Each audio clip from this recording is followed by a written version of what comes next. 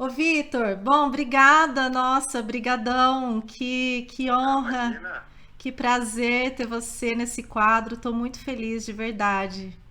O que me inspira muito na tua história e no da Paula, que eu sigo ela também, é a forma como vocês lidam com o que aconteceu. É, perfeito, Laís, porque essa sempre foi a proposta de quando a gente fala sobre esse assunto, não é para deixar ninguém triste, não é para ninguém ter pena da gente, mas sim mostrar como é que a gente superou isso, né? Tentar contribuir, porque tem quando a gente passa por uma tragédia dessa, a gente acaba entrando num grupo de pessoas que também passaram por aquilo e a gente começa a conhecer outras histórias. E uma história é, serve de incentivo, né? Aquele que já perdeu um filho, por exemplo, faz tempo, e tem tanta gente que está perdendo hoje, ontem, essa semana, perdendo filho, e às vezes chega mensagem para nós: olha, eu perdi um filho faz tantos dias ou faz tantos meses, e eu queria uma palavra de como vocês superaram isso, e então a gente acaba, assim como outras pessoas serviram de referência para nós, a gente espera também contribuir dessa maneira. É para isso que por isso que eu aceitei esse convite.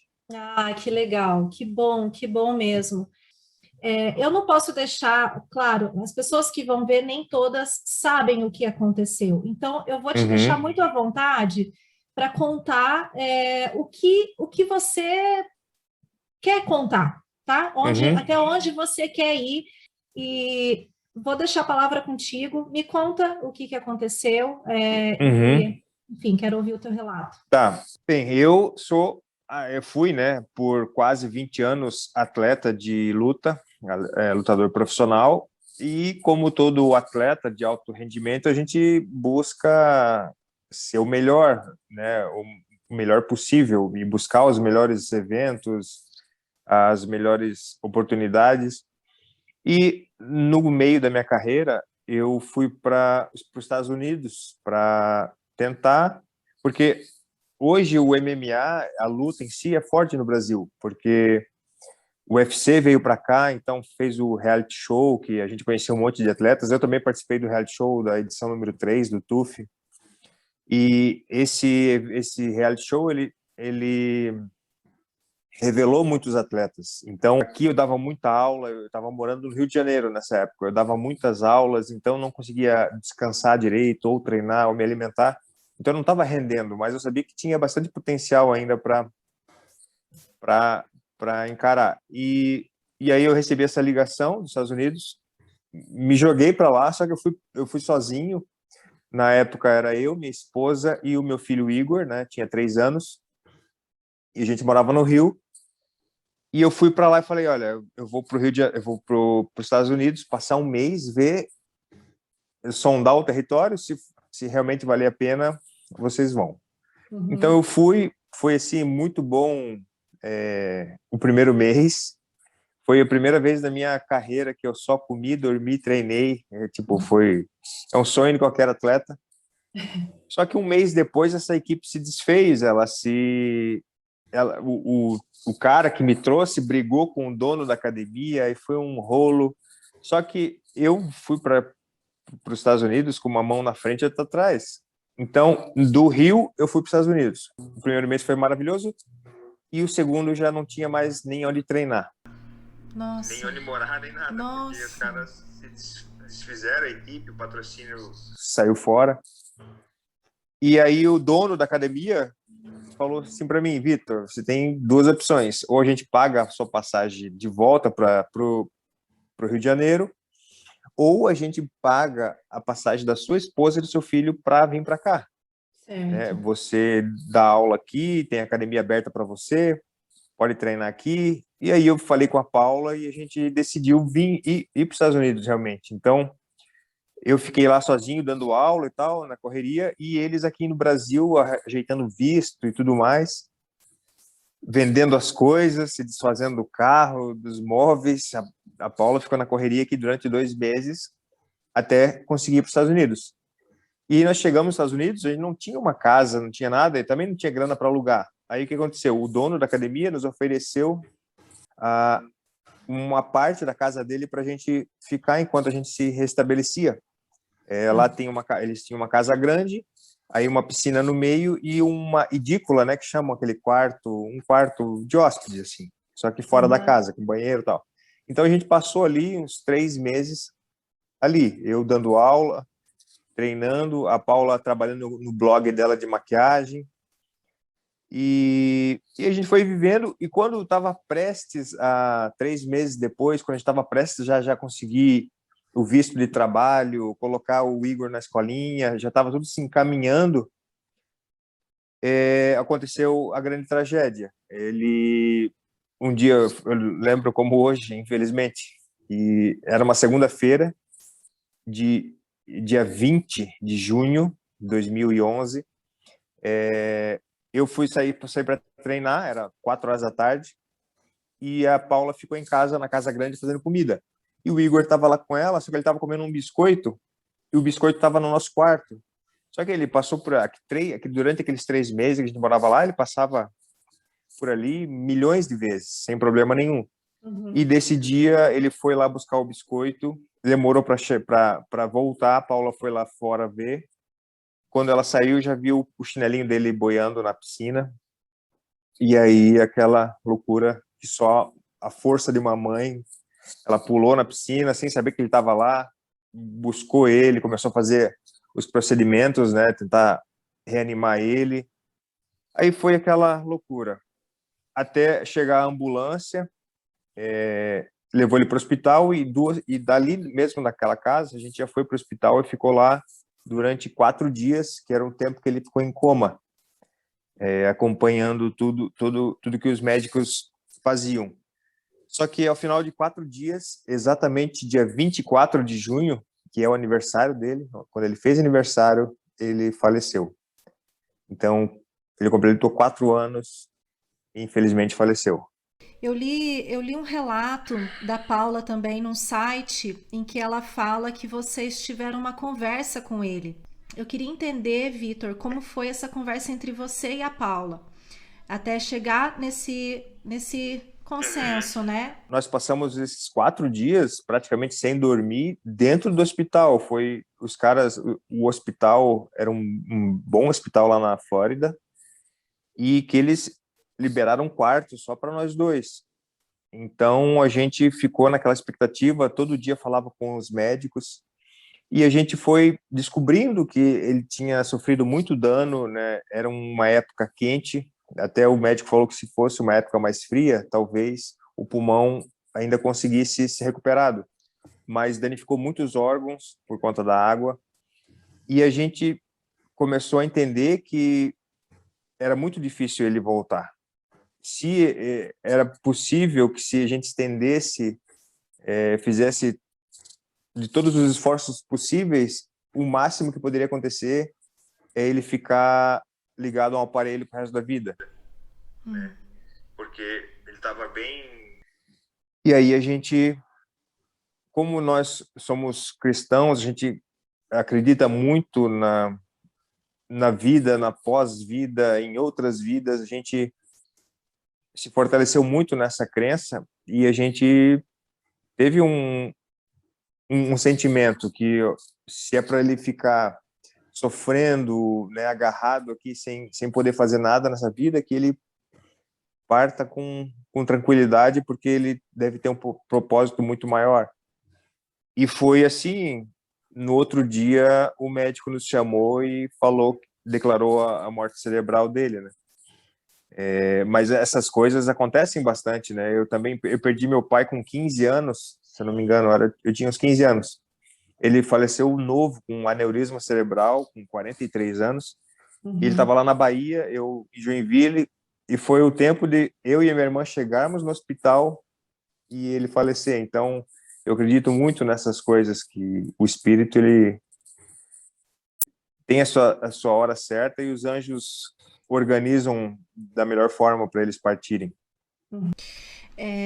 Depois disso, Vitor, vocês falam também de um tempo de luto, né? Que durante 2 meses foi um tempo que que vocês não conseguiam nem se organizar para entender como lidar com aquilo, né? Foi vocês estavam ali de frente para uma nova situação de certa maneira, vocês tinham que continuar. Então, eu queria entender, Vitor, como é que foi esse seguir em frente, quando vocês tomaram a decisão de seguir em frente, ela foi muito consciente? Esses 2, 3 meses que a gente ficou de luto, era meio que um choque, né? A gente entra em um choque, assim, numa situação psicológica que a realidade não vem à tona 100%, senão é um baque que a gente mesmo falece. A verdade, as coisas, a gente vai relembrando e sentindo aos poucos. Eu acredito que é um mecanismo de defesa do nosso cérebro. Então a gente fica aí no ar, a gente fica incrédulo ainda por 2, 3 meses até entender realmente o que aconteceu. E aí a gente não tinha nem pensava em nada, né? Só pensava em desistir. Mas depois desses 2, 3 meses que a gente começou a a ter consciência do que aconteceu, a gente começou a pensar qual seria o próximo passo da vida, porque a gente estava numa situação diferente também. A gente foi para os Estados Unidos, Uhum. a gente estava de favor de uma casa, depois, claro que a gente não podia mais voltar para essa casa depois que aconteceu, então um amigo meu que a gente treinava junto, ele me hospedou na casa dele por esse tempo de luto, e só que eu não tinha casa, não tinha dinheiro, não tinha nada. Então o que nós vamos fazer da vida agora? Vamos voltar para o Brasil e recomeçar sem nosso filho? Vamos ficar aqui nos Estados Unidos e honrar a memória dele e treinar e trabalhar e ter sucesso em prol, pela memória do nosso filho? Porque na verdade a gente sempre faz as coisas pelos filhos, né? Eu fui para os Estados Unidos para uma vida melhor, para a gente dar uma educação legal para ele, uma qualidade de vida.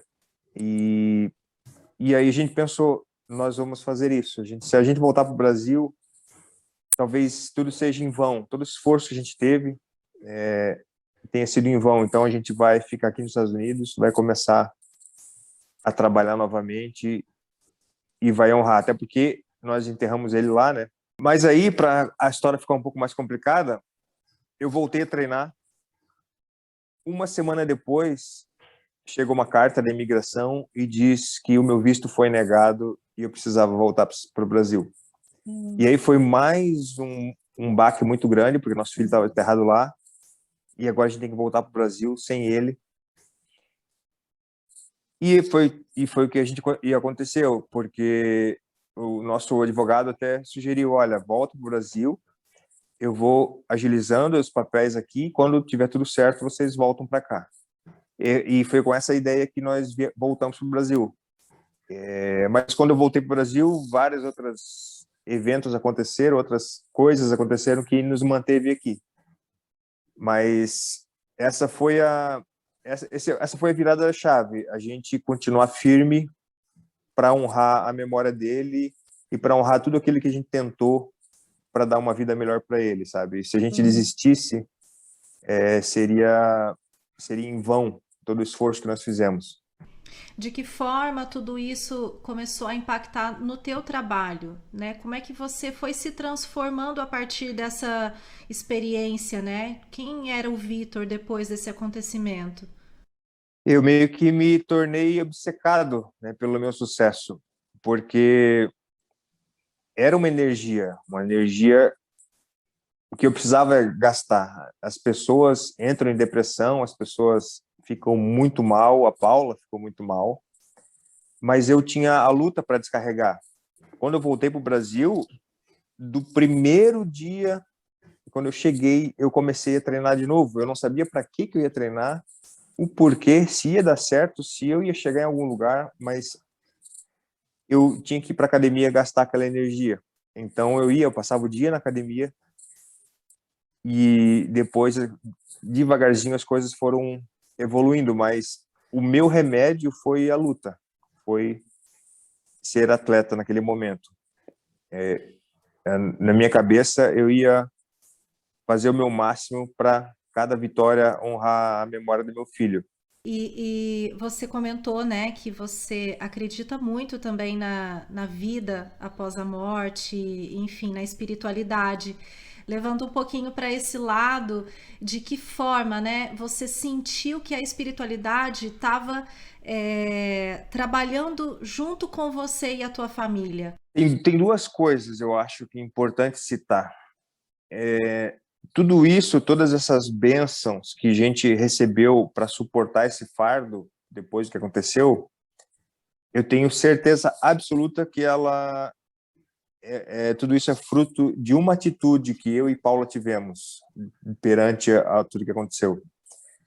Jamais eu ou a Paula levantamos, abrimos a boca para culpar alguém, sabe? Eu acho que depois a gente foi vendo outros casos que a culpa, ou a culpa para si mesmo ou jogada para o companheiro, é o que destrói 99% dos casais que sofrem uma perda. E 99% dos casais se separam depois que perdem um filho. E isso eu tenho certeza que é por causa da culpa. Foi sua culpa que você foi para os Estados Unidos tentar uma vida lá, ser atleta lá nos Estados Unidos, e isso não tinha acontecido se se a gente tivesse no Brasil. Ou eu poderia culpar ela, você não cuidou dele direito. Enfim, existe 1 milhão de possibilidades se a gente, com ódio no coração, querer culpar alguém para aliviar o fardo. E a partir do momento que a gente não fez isso, que a gente se uniu ainda mais, aí é que veio a força para a gente superar, sabe? A gente se tornou forte, a gente se tornou blindado para todo. Claro, a Paula carrega uma culpa até hoje, mas é ela com ela, que ela sabe que não tinha o que fazer, né? Ela tenta se livrar disso, mas sempre vai ter, né, uma e se, e se, e se, isso sempre vai ter na nossa mente. E a segunda coisa é que, sabe aquele ditado que é clichê? Não, nem é tão clichê assim. Você não sabe a força que tem até que você precisa usá-la. É mais ou menos isso. E é realmente isso, né? Quando a gente passa por uma provação dessa, a gente não consegue imaginar quem está de fora. Mas quando a gente Uhum. passa pessoalmente, uma força nos ajuda a passar por isso, sabe? Claro, depende, né, da cabeça da pessoa, do coração dela. Por isso que eu digo essa questão de a gente, eu e Paula, nos unirmos em vez de nos culparmos. Isso fortaleceu muito as nossas energias. Inclusive, eu acho que isso, nossos corações estavam limpos um com o outro, Uhum. então acho que Uhum. isso facilitou demais. E quando a gente tem que passar por uma provação dessa, Deus ajuda, sabe? Ao mesmo tempo que ele tira, mas é por um aprendizado que a gente não sabe qual é ainda, só vamos saber daqui a um tempo. Uhum. Mas ao mesmo tempo que ele dá essa tarefa, ele ajuda a suportar. Em algum momento vocês tiveram algum tipo de revolta com a situação, a ponto de, a ponto de, assim, também entrar numa crise, né, com Deus, por que com a gente? Vocês passaram por esse período também, Vitor? Eu não, mas a Paula passou. A Paula passou muito tempo de mal com Deus. Aham. Uhum. Eu não sei te explicar assim um processo, mas um pouco que eu vi, né? Um pouco que eu senti que ela quase não falava sobre isso, mas ela ficou bem descrente de tudo. E aos poucos ela foi absorvendo isso, e, assim, aos poucos não, demorou alguns anos, mas hoje ela fez as pazes e, né? E aquele negócio, a fé, ela não é a razão, né? A gente não sabe o porquê aconteceu isso, né? A gente não sabe o que nós fizemos para merecer esse tipo de provação. A gente não sabe o que o Igor fez para merecer ficar nessa terra tão pouco tempo. Você, por algum momento, assim, também teve a sensação de ter medo de perder a memória, de esquecer, não conseguir fazer a ponte ali entre continuar a vida e ter que deixar um pouco isso de lado ou colocar, engavetar, sabe? Colocar em alguma parte do teu coração para que vocês conseguissem seguir adiante. Essa é uma das tarefas mais difíceis. Voltar a ser feliz. Tem aquela questão da autopiedade, né? Que na verdade a gente não se permite por muito tempo ser feliz. Como é que eu vou ser feliz se eu perder um filho? Como é que eu tenho coragem de sorrir, né? Se acontecer uma tragédia desse tamanho? E por muito tempo a gente ficou assim. A gente ficava triste em ficar feliz. Era uma coisa louca. Um momento legal entre nós dois, ou uma ocasião, ou um presente que a gente ganhava, a gente não se permitia agradecer, ficar feliz por aquilo, porque não, a gente não tem o direito de ser feliz depois de perder um filho. Então, essas coisas, através dos anos, a gente foi superando. E Como, hoje, Vitor, como vocês conseguiram chegar nesse entendimento? eu acho que é o tempo, né? O tempo faz a gente amadurecer e perceber as coisas. Tudo, assim, as coisas começaram a mudar um pouco um pouco não, bastante, na verdade, quando a gente teve as nossas filhas, né? Um ano depois, a Paula engravidou da Nina, e Uhum. quando ela nasceu, ela foi restabelecendo essa felicidade, né? Porque tudo bem, eu perdi um filho, mas agora não justifica eu ser uma pessoa raivosa, fria com a minha filha, né? Porque também é um ser humano, também é nossa filha. Então isso foi amolecendo na gente, e ter a Nina foi um presente de Deus que nos fez começar a voltar a viver completamente. Você acha que em algum momento assim teve uma certa responsabilidade a mais em cima da Nina? A gente, assim, tudo Deus faz as coisas certas, né? Porque ela nasceu e ela cresceu uma garota muito cuidadosa. Ela Ah, mesmo, assim, ela só teve coragem de dormir na casa de uma amiguinha depois de 5 anos de idade. Ela era uhum. super apegada a nós, super cuidadosa, até hoje ela é muito cuidadosa. Ela tem medo de certas coisas e isso é bom demais para nós. Inclusive água, né, que é hoje a água é um vilão para não para mim tanto, mas para Paula. Ela, assim, não a água do mar, ainda a água do mar ela consegue, porque tem as ondas, é outra cor, mas ela não pode ver uma piscina. E a Nina, ela cresceu tendo medo de água, cresceu ficando Ah, longe das coisas, então isso nos ajudou demais, sabe, aham. a conviver com isso. E hoje está muito mais tranquilo, mas a gente conseguiu cuidar dela da melhor maneira possível, sem colocar nenhum trauma nela, sem colocar nenhuma amarra que possa prejudicá-la. Aham. A gente comentou no começo da entrevista de que dia 24 de junho vai completar 10 anos desse acidente. O que vocês fazem quando bate essa saudade, sabe? O que vocês se apegam? Hoje a gente tem mais essa tranquilidade de, por exemplo, pegar fotos dele, recordar os vídeos. A gente parece que a gente sabia de alguma coisa, porque eu gravei, tirei foto e gravei vídeos desde o primeiro dia de vida dele. Sabe, a gente tem um arquivo gigante de fotos e vídeos. Isso é muito legal de ter, porque a gente consegue reviver tudo aquilo, né? É triste ainda, e no começo eu não conseguia. Fiquei um ano, assim, uns 2 anos sem ver foto dele, sem querer ver vídeo, porque aquilo me destruía. Mas hoje a gente consegue honrar muito mais isso, sabe? Conversar sobre fatos que aconteceram na infância dele.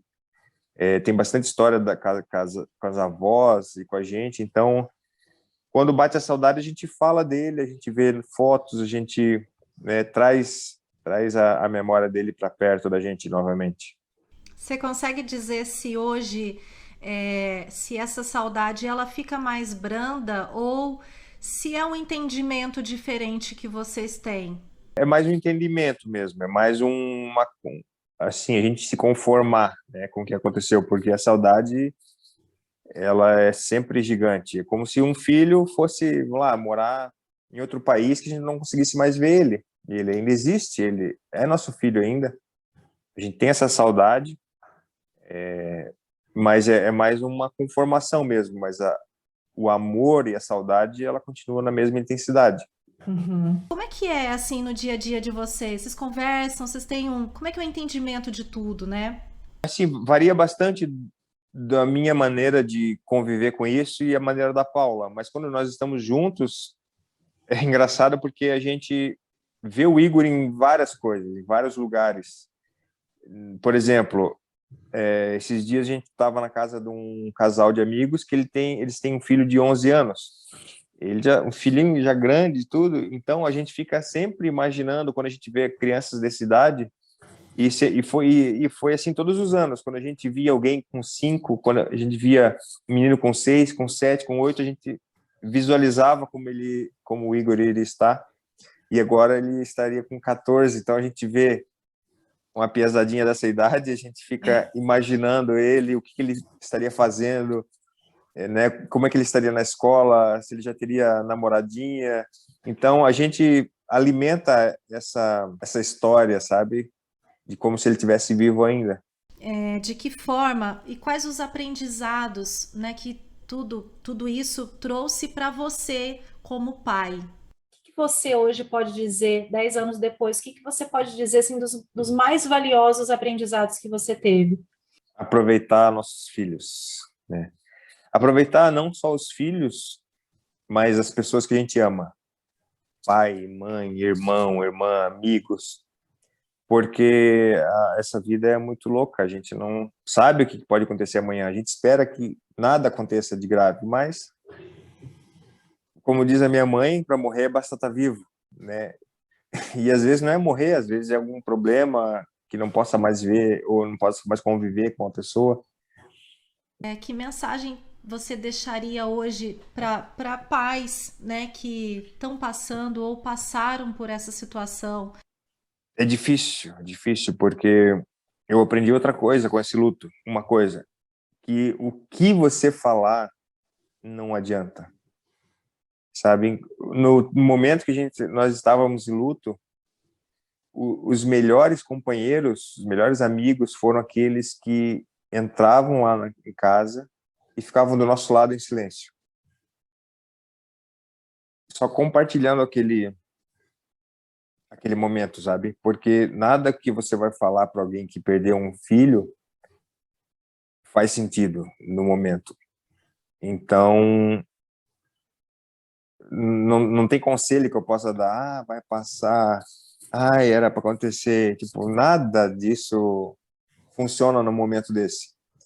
Assim, acho que também é muito importante a gente trazer que talvez se não fosse pela iniciativa consciente, talvez mesmo que seja o mínimo possível de consciência tua e da Paula, de seguir adiante, de honrar e tentar um outro entendimento, né, para que vocês continuassem levando a memória do Igor. Acho que se vocês não tivessem tido isso lá atrás também, talvez seria tudo muito diferente. É, exatamente. Antes mesmo da morte do Igor, eu era um cara que aprendia muito, eu aprendo ainda hoje muito com os erros dos outros. Por exemplo, eu não preciso me machucar pulando de um prédio, porque eu já vi que se pular de um prédio se machuca. Ou, sabe, são coisas que eu vejo, eu aprendo com os outros, e esse tipo de tragédia também, a minha missão é que outras pessoas aprendam com nós, né? Eles não precisam passar pelo mesmo sofrimento para aprender que tem que ser mais grato pela vida, aprender que tem que dar atenção para o filho, aprender que, sei lá, né, dar mais amor, não brigar por besteira. Então, com certeza, essa nossa atitude, a ideia é realmente servir como referência para outras pessoas não precisar passar por isso. Eu acho que essa é a razão do mundo. E é engraçado tu falar isso porque eu tenho uma frase que eu anotei aqui que eu vi esses dias, olha só. O lado incrível da tragédia é quando você sobrevive, começa realmente a ser grato e apreciar os momentos sem tragédia. Né? Até que a vida te dê uma boa porrada, você não vai sentir a diferença. Nossa. Então, né, só você estando lá no fundo do poço é que você consegue perceber o quanto a sua vida é boa. Então, mas não é obrigado, você não precisa estar no fundo do poço para ter aquele estalo, né? Já tem agora, saiba que existe um fundo do poço, sabe que não é nada legal estar lá, então aproveite e seja grato enquanto você está por cima, né? Como é que estão os teus projetos profissionais? O que você anda fazendo aí em Joinville? Como é que estão as coisas por aí? Eu parei de lutar em 2000 e estamos em 2020, começo de 2019. E eu voltei para Joinville, né? Depois eu passei 8 anos no Rio. Depois que eu voltei dos Estados Unidos, eu passei 8 anos no Rio. E a gente voltou para cá. A Paula abriu a clínica dela. Eu abri minha academia de luta e também logo depois eu assinei contrato com o UFC novamente, mas não como lutador, mas para ser analista de luta. Então eu faço vídeos analisando as lutas do UFC. Fala turma, Vitor Miranda na área. Olha que beleza, mais um cinturão para o Brasil, um cinturão muito esperado e altamente merecido. Charles do Bronx, guerreiro, trabalhador, humilde, que vem trabalhando por anos e anos para essa conquista e no UFC 262 veio ao coração. Tenho meu canal do YouTube também. O Big Brother Brasil é uma farsa? Não sei. Me coloca para participar em um que aí eu vou poder dizer. Tem uma empresa de produção de vídeo para clientes, empresas e clientes também para fazer vídeos institucionais. Que legal! E aí estamos na lida. Nossa, Vitor, obrigada, de verdade. Obrigada mesmo, mesmo. Sucesso para Laís, o vocês prazer aí. é meu. Então tá. Espero que tenha ajudado, espero que Nossa. muitas pessoas que assistirem dêem uma pontinha de esperança, né? E aqueles que está tudo bem, que sejam gratos cada vez mais pela vida. E é isso aí. Deus abençoe bastante você e a tua família aí, Amém. viu?